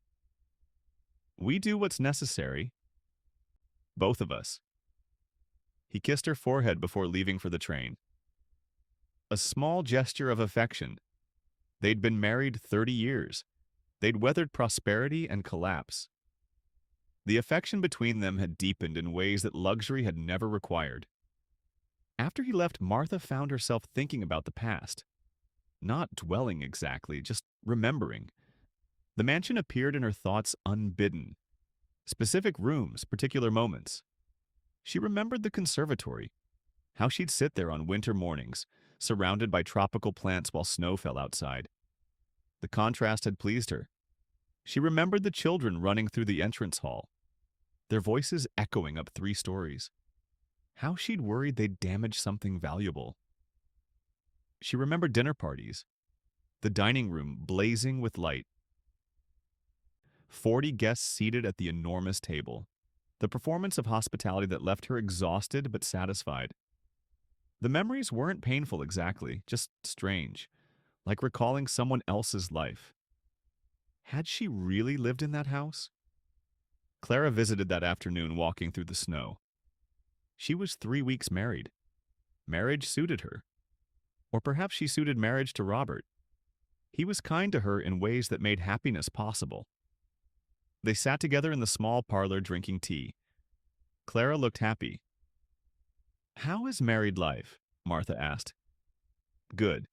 Different from what I expected, but good. Robert is considerate. We work well together." "What do you mean by different from what you expected?" Clara thought carefully. "I expected marriage to feel more significant somehow. But mostly it feels like having a close friend with whom you share a house. Is that normal?" Martha smiled. "That's exactly what marriage is, at least good marriage. The dramatic passion that novels describe is lovely but insufficient for daily life. Friendship and partnership matter more." "Did you and Father have that? Before the collapse?" We had it, but we didn't always notice it. The collapse forced us to depend on each other more directly. In a strange way, it strengthened our marriage. Clara absorbed this. Robert knows about our history, about the mansion and the collapse. I told him everything before accepting his proposal. I wanted no secrets. How did he respond? He said it didn't matter, that my family's history wasn't his concern, that he was marrying me, not my circumstances. That's the sign of a good man. After Clara left, Martha found herself walking upstairs to the small bedroom she shared with Legrand. On her dresser sat a photograph, the only image they had of the mansion's exterior, taken shortly after completion. She studied it carefully, the limestone walls, the mansard roof, the elaborate details. It was beautiful, undeniably beautiful, but it was also excessive, impractical. She felt no anger toward it, no resentment that it had consumed their fortune, just recognition that it represented a particular kind of ambition, the desire to make permanent what was inherently temporary. Legrand had succeeded in building the monument, but he'd failed to outlast it. The house would stand for decades, perhaps centuries, but the Lockwood family's tenure there had lasted barely a year. That evening, after a simple dinner, Legrand retreated to his small desk in the corner of the parlor. He was working on something he'd mentioned before, writing an account of his business experiences. Not for publication necessarily, but as a record. Martha read while he wrote. The companionable silence was comfortable. They didn't need constant conversation. After an hour, Legrand spoke suddenly. Do you remember the first night in the mansion? How strange it felt. I remember. Everything echoed. The spaces felt too large. I was so proud that night. I thought I'd achieved something remarkable, built something that would establish our family permanently. It never occurred to me that permanence was impossible. Martha set down her book. What are you writing about? The decisions that led to collapse. I'm trying to understand them. To see where I went wrong. And have you figured it out? Some of it.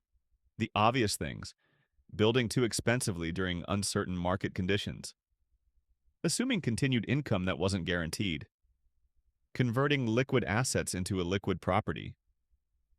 But the deeper mistake was philosophical. I believed success was permanent once achieved. I didn't understand that fortune requires constant maintenance. You couldn't have known the markets would collapse so severely. No, but I should have been more cautious, should have kept larger reserves. He returned to writing. Martha watched him. He'd aged in the past 2 years.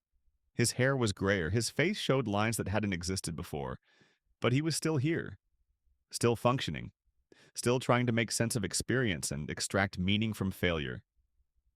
The holidays approached with complicated feelings. This would be their second Christmas in diminished circumstances. Martha planned carefully. She baked traditional foods.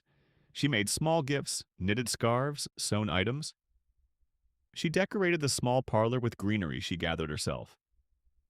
Clara and Robert joined them for Christmas dinner. James sent gifts from Chicago. The younger children seemed genuinely happy with their modest presents. After dinner, Legrand read aloud from Dickens, a tradition they'd maintained from more prosperous times. His voice filled the small parlor just as it had once filled the mansion's library. After Clara and Robert left, Martha and Legrand sat alone in the quiet house. Do you think we'll ever tell them everything? Martha asked. The complete story of how we lost it all? What would be the purpose? They know we failed. They experienced the consequences. Context. Understanding of how it happened, beyond just father made mistakes. Legrand considered, perhaps when they're older, when they can hear it as cautionary tale rather than as judgment on me. They climbed the stairs to their small bedroom. The house creaked around them, familiar sounds they'd learned over months. In bed, in darkness, Martha spoke quietly. Do you ever dream about the house? Sometimes, usually I'm walking through empty rooms. looking for something I can't find. I wake up feeling lost. I dream about it too, but in my dreams it's always full of people, strangers living our life there. I wake up feeling displaced. The house haunts us. In a sense, but perhaps that's natural. We invested so much in it. Losing it meant losing that vision of ourselves. And now? Who are we now? Martha thought carefully. We're people who had everything and lost it. Who survived that loss? Who are building something different? I think that's actually a more interesting story. Legrand found this perspective surprisingly comforting. Outside, snow continued falling, covering the world again.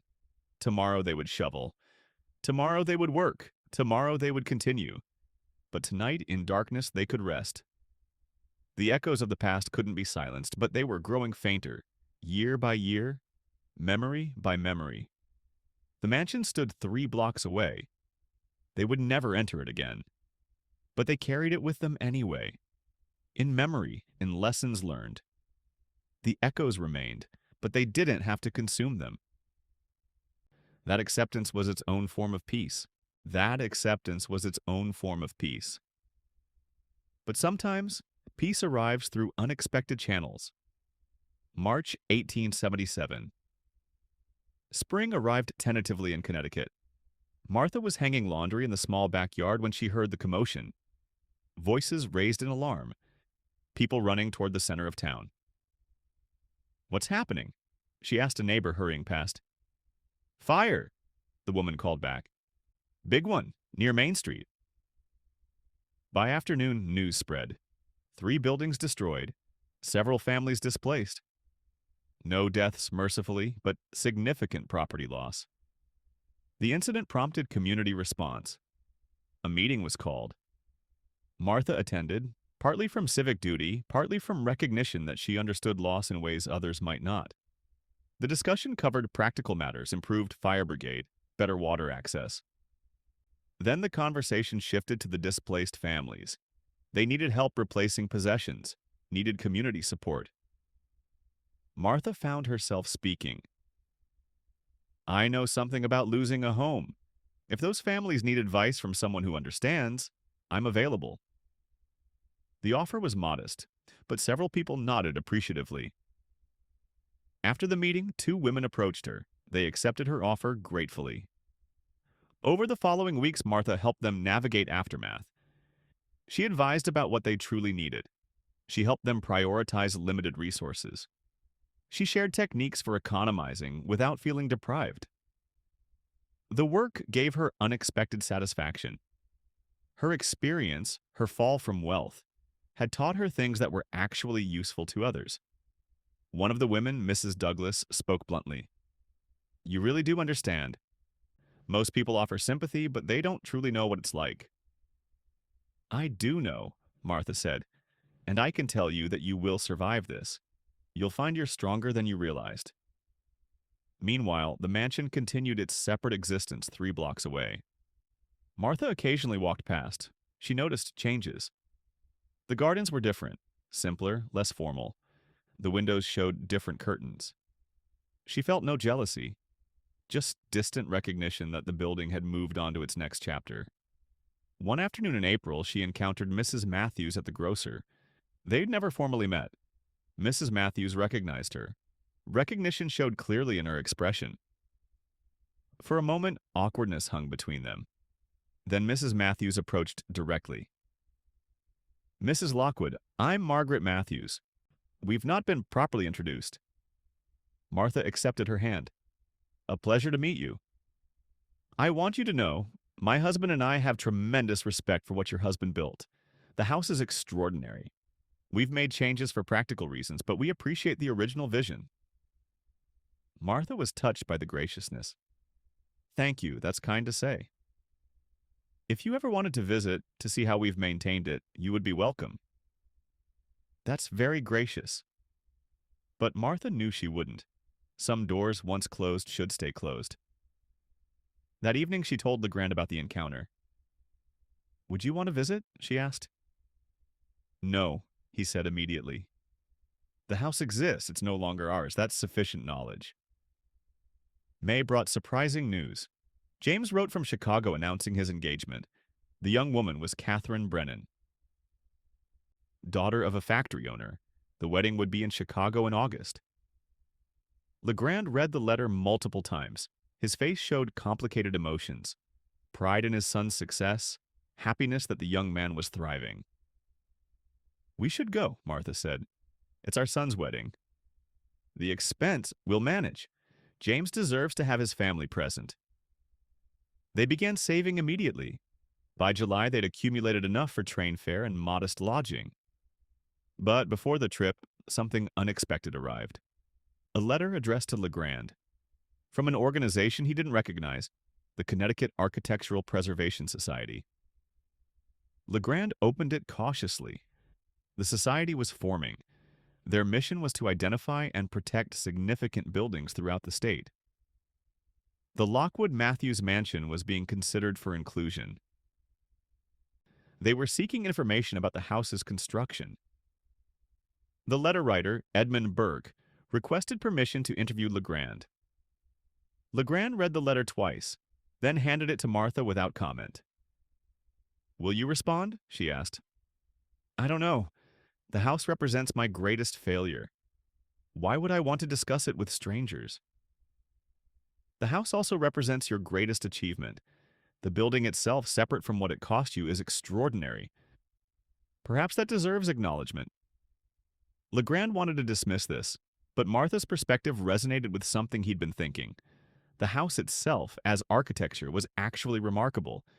His failure to sustain ownership didn't negate the building's quality. He wrote to Edmund Burke, a brief letter indicating willingness to discuss the mansion's construction. No commitment beyond that, just openness to conversation. Burke responded quickly, proposing a meeting in Hartford. Legrand agreed, though the prospect made him anxious. Discussing the mansion meant confronting his failure publicly, meant acknowledging what he'd lost. But perhaps Martha was right. Perhaps the building deserved recognition separate from his personal catastrophe. The meeting with Burke was scheduled for later that year. Legrand marked the date with mixed feelings. The preservation of the mansion was beginning, not as his home, not as Lockwood property, but as historically significant architecture. That preservation would outlast him, would continue long after he was gone. Perhaps that was enough. Perhaps creating something that outlasted personal tragedy was its own form of triumph. He didn't know yet. But he was beginning to consider the possibility. The process was just starting, but it was starting. And that mattered more than he yet understood. Understanding would come slowly, through unexpected grace. November 15th, 1877. Legrand Lockwood sat in a Hartford coffee house waiting for Edmund Burke. A young man entered with purposeful energy. Tall, perhaps 30 years old, carrying a leather satchel. He approached with hand extended. "Mr. Lockwood, I'm Edmund Burke. Thank you for meeting with me." They shook hands. Burke ordered coffee and settled across from Legrand with visible excitement. "I appreciate your willingness to discuss the mansion. It's one of the most significant examples of Second Empire architecture in New England." "Preservation," Legrand repeated. "You intend to protect the building?" "That's our mission. We're creating a registry of architecturally important buildings. Documenting them. Advocating for their protection." Burke pulled papers from his satchel. Sketches, notes, questions prepared in advance. "Tell me about the conception. When did you first envision building this house?" Legrand thought back. 1867 or 1868. I'd achieved considerable business success. I wanted something that reflected that achievement. A house that would last generations. They discussed materials. The Italian marble, the French stained glass, the custom metalwork. Burke wanted details. Legrand remembered more than he expected. "The craftsmanship was extraordinary," Burke said. "Yes, I wanted the best. Cost wasn't primary consideration during construction." but it became one later. The question was delicate. Burke's expression showed awareness he was approaching sensitive territory. Legrand decided on honesty. The house cost approximately $2 million. When markets collapsed, I couldn't sustain the operating cost. I owned the house barely 18 months before financial pressures forced its sale. Burke nodded. No judgment. The timing was unfortunate, but your timing regarding architecture was remarkable. You commissioned something extraordinary at the precise moment when such construction was possible. You built at the perfect intersection of capability and possibility. Legrand had never considered this perspective. He'd viewed the house only through the lens of his failure. But Burke saw it differently. After 2 hours, Burke sat back with satisfaction. This has been extraordinarily helpful. Your name will be prominently associated with the building as its original commissioner. My name is already associated with it as the man who lost it. In time, that aspect will fade. The building will be remembered for its architectural merit. Your contribution will be recognized as creation rather than as failure. Legrand wanted to believe this. On the train back to Norwalk, Legrand reflected on the conversation. Burke's perspective had reframed the mansion in unexpected ways. The building as achievement, as contribution to architectural history.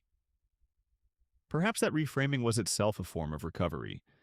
Not financial recovery, but psychological recovery. December brought correspondence from Burke, detailed sketches of the mansion, architectural analysis describing its significance, historical narrative of its construction. Legrand read through the materials multiple times. Burke had been generous in describing his contribution.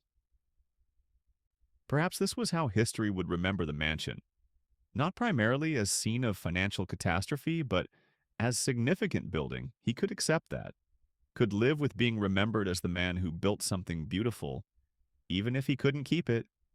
Spring 1878 arrived with Clara's baby, a daughter named Martha after her grandmother. The birth was uncomplicated. Martha held her namesake and felt emotions she'd thought were exhausted. Hope, joy, the sense that life continued despite setbacks. Legrand met his granddaughter with tender awkwardness. She's perfect, he said. She is, Clara agreed. And she'll never know about the mansion unless we tell her. She'll grow up with her own story. That liberation was profound. This child was unmarked by their history. Summer brought news from Chicago. Catherine was pregnant. James would be a father by winter. The sense of renewal was palpable. Life was continuing. New chapters were being written. Legrand finished his written account of the mansion and collapse. Nearly 300 pages. He sent the manuscript to Burke. Burke responded enthusiastically. The Preservation Society would maintain the document in their archives. Legrand felt satisfied. His experience would become part of historical record. His failure would be documented, but would serve educational purpose. That transformation from personal catastrophe to historical lesson felt like recovery of a sort. Autumn 1878 brought the birth of James's son, named Legrand after his grandfather. The continuation of the name felt significant. November marked 3 years since leaving the mansion. The anniversary passed with less emotion than previous years. The wound was healing. Legrand and Martha took a walk one cold afternoon. Their route led them past the mansion. They stood across the street looking at it. It looks well maintained, Martha observed. It does. Do you miss it? Legrand thought honestly. Sometimes I miss specific things, but mostly no. It was beautiful, but it was also burden.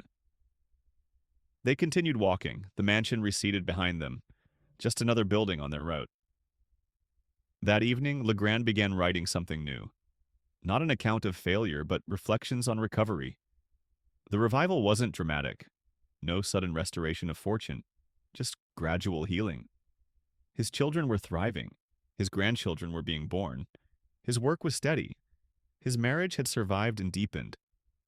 These weren't the achievements he'd once sought, but they were achievements nonetheless. The mansion was being preserved. His life was being renewed. Both had value. Both told important stories. That understanding was its own form of peace. The revival was happening, slowly, imperfectly, but unmistakably. The revival was happening, slowly, imperfectly, but unmistakably. And sometimes, revival leads to restoration. May 1882. Legrand Lockwood woke to birdsong filtering through the small bedroom window. He was 60 years old. 7 years had passed since leaving the mansion. The collapse felt distant now. Not forgotten, never forgotten, but no longer dominating every thought. He dressed and descended to find Martha already in the kitchen. She was 56. They'd aged together through catastrophe. After 35 years of marriage, conversation wasn't always necessary. Presence was sufficient. Legrand had retired from the insurance company the previous year. His savings provided enough income for their modest needs. The family had expanded significantly. Clara had 3 children. Robert had been promoted to headmaster. James in Chicago had 2 sons. He'd advanced to management position. The younger Lockwood children were launching their own lives. The family had recovered, not to previous heights, but to sustainable prosperity. A letter arrived that morning. Legrand recognized Edmund Burke's handwriting. The letter contained exciting news. The Preservation Society had successfully negotiated with the Mathews family to create a permanent conservation easement. The building would be protected in perpetuity.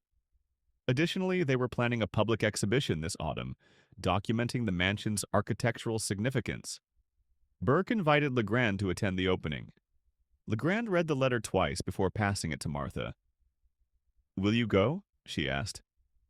"I don't know. Celebrating a building I lost feels strange. Or it could feel like closure. Like seeing the mansion recognized for what it is rather than what it cost you." He wrote to Burke accepting the invitation. October 15th dawned clear and cool. Legrand dressed in his best suit. Martha wore a dress she'd made herself. Clara met them at the house. They traveled to the mansion together. As the building came into view, Legrand felt his chest tighten. 7 years since he'd been inside. The grounds were immaculate. The building looked exactly as Legrand remembered. A sign announced the exhibition. The Lockwood-Mathews Mansion, Second Empire Architecture in Connecticut. His name prominently displayed. Not shameful, simply acknowledged. Edmund Burke met them at the entrance. He greeted Legrand warmly, then led them inside. The entrance hall took Legrand's breath away. The space soared 3 stories. The marble floors gleamed. It was exactly as he'd designed it. But now it was filled with people. Display boards lined the walls showing architectural drawings, historical photographs, technical descriptions. In the library, he paused before a display featuring his own written account. Burke had excerpted passages describing construction decisions and honestly acknowledged the financial collapse. The museum had included his failures alongside his achievements, had presented the complete story without shame. At the conclusion of the tour, Burke invited Legrand to address the gathered guests. "Thank you for preserving this building," he began. "When I commissioned its construction, I wanted to create something beautiful. Something that would last." He paused. "I succeeded in creating something beautiful and lasting. I failed in many other ways. I couldn't sustain ownership. For years I saw this house only through the lens of that failure." The audience was quiet, attentive. "But Mr. Burke has helped me see it differently. This building is more than my story. It's architecture, it's history. My ownership was brief. The building's life will be long. That's as it should be." He looked around the hall. "I'm grateful this house is being preserved, because it represents craftsmanship and ambition and beauty. Those things have value independent of any one person's success or failure." I built this house. I lost this house. But the house remains. It will outlast all of us. That's the most anyone can hope for, to create something that transcends personal circumstances. The audience applauded, genuinely. As the afternoon progressed, Legrand walked through the mansion with Martha and Clara. In the master bedroom, Legrand stood at the window. "Do you regret it?" Martha asked quietly. Legrand considered deeply. "No, I don't regret it. I regret the consequences. But I don't regret the building itself. It was worth building even if I built it foolishly." They descended the marble staircase one final time. At home that evening, Legrand sat quietly. 7 years ago, he'd been devastated. Now he sat in a modest house, surrounded by family who loved him. The mansion stood 3 blocks away, preserved, protected. His creation would outlast him. He'd failed financially, but he'd survived. He'd rebuilt. He'd found meaning after catastrophe. His legacy was complicated. The mansion represented both: stunning success as architecture, crushing failure as ownership. But it remained. And so did he. The story was ending not with triumph, but with peace. Not with restoration, but with acceptance. The mansion would stand as his monument. Imperfect, expensive, beautiful, lasting. He'd built it, he'd lost it, he'd survived losing it. And now it would be preserved forever. That was enough, more than enough. The legacy was restored. Not as he'd planned, but as it should be. Complicated, honest, real. And in the end, that was all anyone could hope for.